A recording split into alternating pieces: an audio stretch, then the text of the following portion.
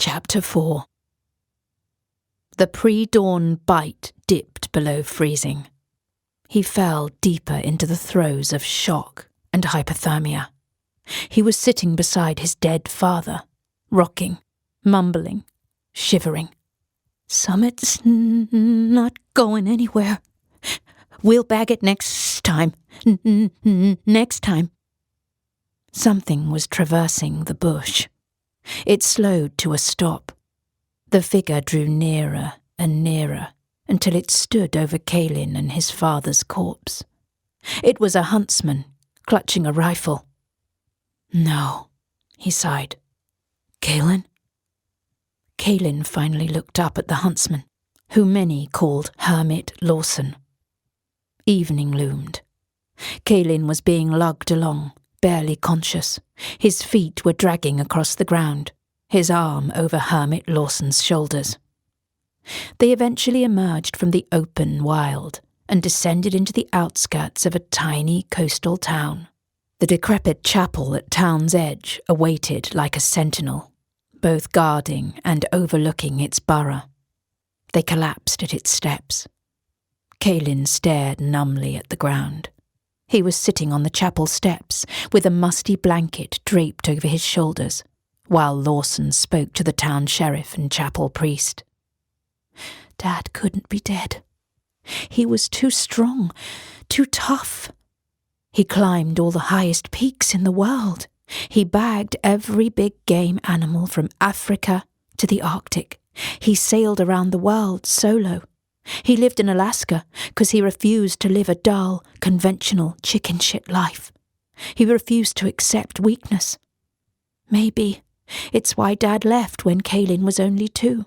Maybe he sensed a loser son and refused to be dragged down. And that's just what ended up happening, wasn't it? He'd been dragged down. Caelan choked back a sob and wiped away snot and tears. He watched Lawson describe what he saw to Sheriff Dollins and Father Wallace. They were all old friends of Dad.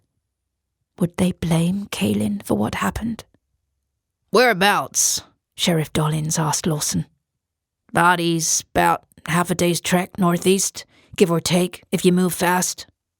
I'll bring him home, then organize a hunt for the grizzly." "Grizzlies, Sheriff. Several by the looks of it." "Grizzlies are solitary," Sheriff Dollins replied. "Not these, I guess. I gotta get going. If I see him, I'll take him out," Lawson said as he cocked his rifle.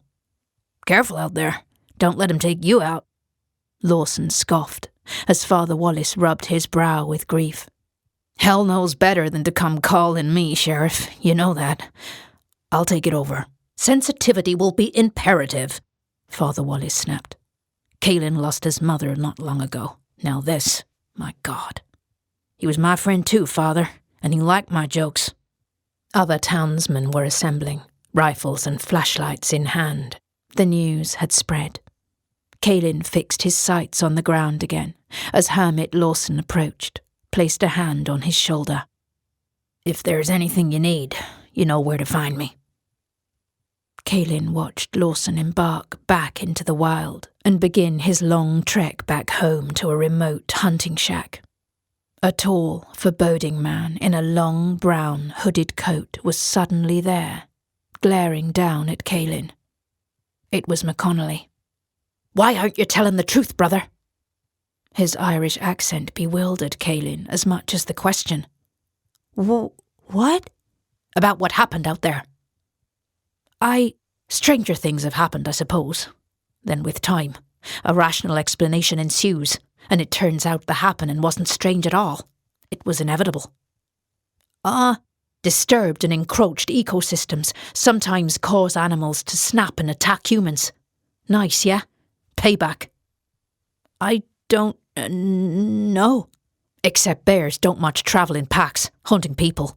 Ever. Even as their habitats were decimated and they were extirpated from 3/4 of North America. You know, they once roamed freely as apex predators from Mexico to Alaska. Now, all of a sudden this. Why don't you tell me what really happened out there? "I told the truth." Caelan, is it? Sure. What attacked you out there? Was indeed bears?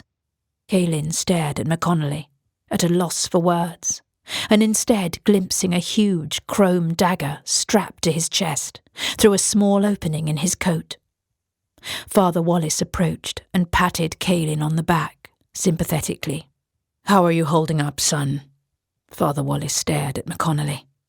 "I don't believe we've met. You are—" "A friend, Father," McConnelly replied with a warm smile, and strolled away. "Just here to help." "How so, sir? What brings you to Kruger Sound?" They watched McConnelly slip back into the night as eerily as he appeared.